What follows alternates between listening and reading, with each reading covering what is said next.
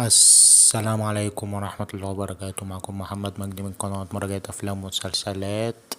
النهاردة جيت لكم بفيلم جديد وحلقة جديدة من قناتنا زي كالعادة، مراجعة أفلام وتحليل أفلام. الفيلم اللي معانا اللي هنتكلم عليه النهاردة هو فيلم غبي منه فيه. بس قبل ما نبدأ حط لايك واشتراك لو مش مشترك وفعل زر الجرس، لأن دعمك ده بيخلينا نستمر في نشر المزيد. يلا بينا نبدأ الفيديو ومش هنطول عليكم في المقدمة. محتاج دعم وتسيب لي رأيك في الكومنتات لو عجبك الفيديو. ويلا بينا. النهاردة معانا غبي منه فيه. أولا القصة ولا أي خطة ذكية.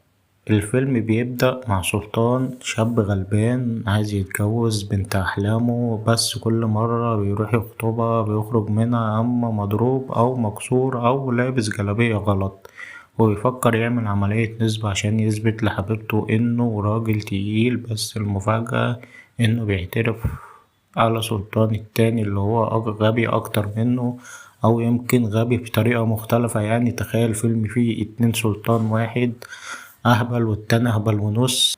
الشخصيات كأنك في حفلة تنكر للغباء. هاني رمزي سلطان ده البطل الغلبان اللي هو دخل مسابقة أغبى خطة في التاريخ، هيكسب من غير ما يخطط. حركاته وطريقته في الكلام ولبسه العجيب خلوك تحس إن الغباء أحيانا ممكن يكون فن راقي.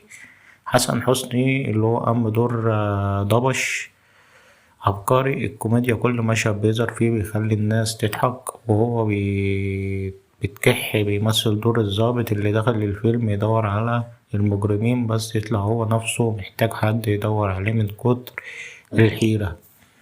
نيللي كريم اللي هي قامت بدور سلمى، البنت اللطيفة جدا بس واضح إنها الوحيدة في الفيلم اللي عندها عقل، وبرضه بتحب سلطان مش عارف ليه. بس تنلمس لها العذراء، يمكن تحب الناس اللي مش تقليديين، يعني مبتحبش حد تقليدي. يعني المواقف الكوميديا ضحك لحد دماغك ما تنزل.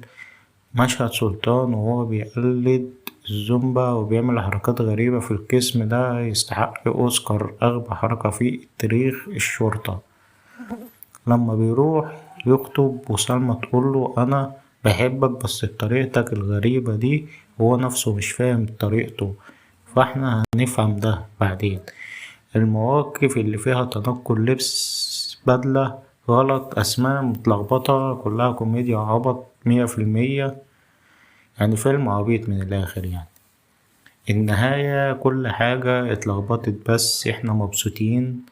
الفيلم بينتهي على طريقة المهم نضحك، يعني مش مهم حصل ايه ولا مين كسب ولا حتى مين اتجوز. المهم انك طلعت من الفيلم مبسوط وحاسس انك اذكى شوية بعد ما شفت الناس دي. تقييم للفيلم النهائي: الكوميديا 9/10، المناطق 0/10، المطلوب الضحك من أول دقيقة لآخر المشهد. التقييم الكلي 8.5/10، والغبي منه فيه بس في حلاوة. وبس كده يا سيدي. في الكومنتات ايه أكتر مشهد خلاك تموت من الضحك فيه غبي منه فيه، وما تنساش اللايك والشير عشان تنشر الغباء الجميل ده لكل الناس. يلا بينا، مستني رأيك في الكومنتات ولايك وشير وفعل زر الجرس عشان يوصلك كل جديد. وبس كده، فرصة سعيدة، أحلى جمهور في الدنيا. سلام.